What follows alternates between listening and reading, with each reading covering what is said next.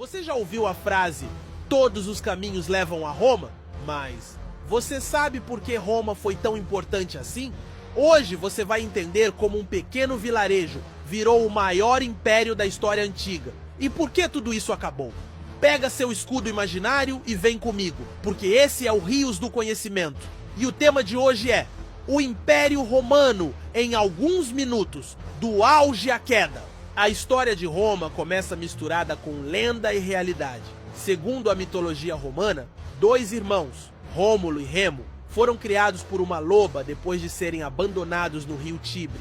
Eles eram filhos da princesa Réia Sílvia e do deus da guerra, Marte. Rômulo, mais briguento, acabou matando Remo e fundando a cidade de Roma em 703 a.C. E sim, ele ainda virou o primeiro rei da cidade. Mas saindo da lenda e indo para a história, Roma começou como uma pequena aldeia às margens do rio Tibre, na Península Itálica. Um lugarzinho bem simples, governado por reis. Os últimos deles influenciados pelos poderosos etruscos, um povo bem desenvolvido da época. Em 509 a.C., cansados da tirania do último rei, Tarquínio, o soberbo, os romanos deram um basta e criaram um novo modelo de governo, a República Romana, um sistema que misturava democracia, comícios e eleições, e oligarquia, poder nas mãos dos mais ricos.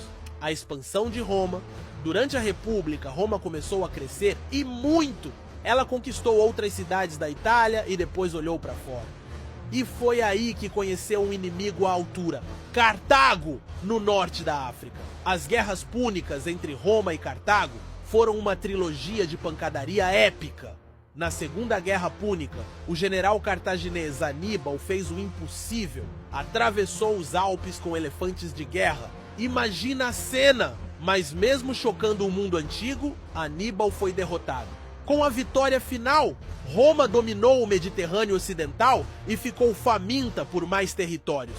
Grécia, Egito, Ásia Menor, ninguém estava seguro. Roma se transformava de cidade-estado em superpotência, com exércitos treinados, leis bem organizadas e uma sede de conquista sem fim. Crises internas e o fim da República. Mas com tanto território, começaram os problemas. Os ricos ficaram mais ricos, os pobres mais pobres, e o Senado passou a pensar só na elite. A desigualdade social explodiu. Foi nesse cenário que surgiram nomes como Caio Mário, que abriu o exército aos plebeus, Sula, que tomou Roma à força, e o mais famoso de todos, Júlio César. César era general, político e extremamente popular. Em 49 a.C., ele cruzou o rio Rubicão com seu exército, um ato proibido por lei, e desafiou o Senado. Pouco tempo depois, se declarou ditador vitalício. Mas isso não agradou todo mundo.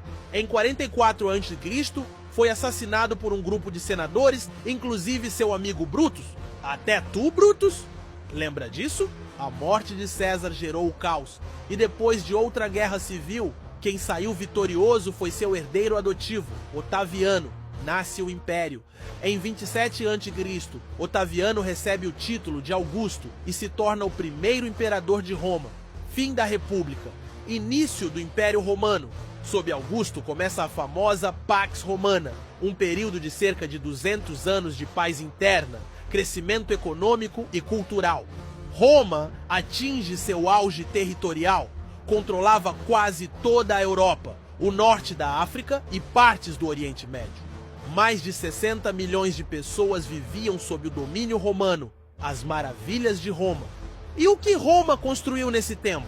Uma rede de estradas com mais de 80 mil quilômetros pavimentados, conectando cidades, províncias e fortalezas, aquedutos que levavam água para cidades inteiras, banhos públicos, mercados, templos e teatros. E claro, o lendário Coliseu, onde gladiadores lutavam e milhares assistiam.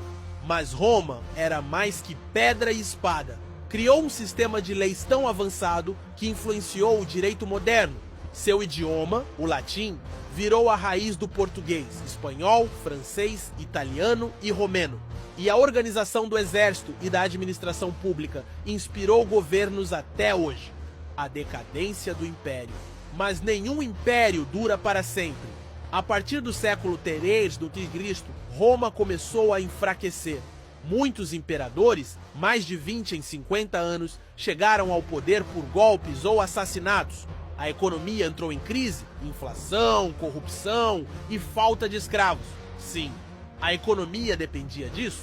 O exército ficou caro e menos eficiente. E nas fronteiras, tribos germânicas, persas e outros povos batiam cada vez mais forte. Para tentar resolver, o imperador Diocleciano, em 285 d.C., dividiu o império em duas partes: Império Romano do Ocidente, capital Roma; Império Romano do Oriente, capital Constantinopla. A queda do Império do Ocidente.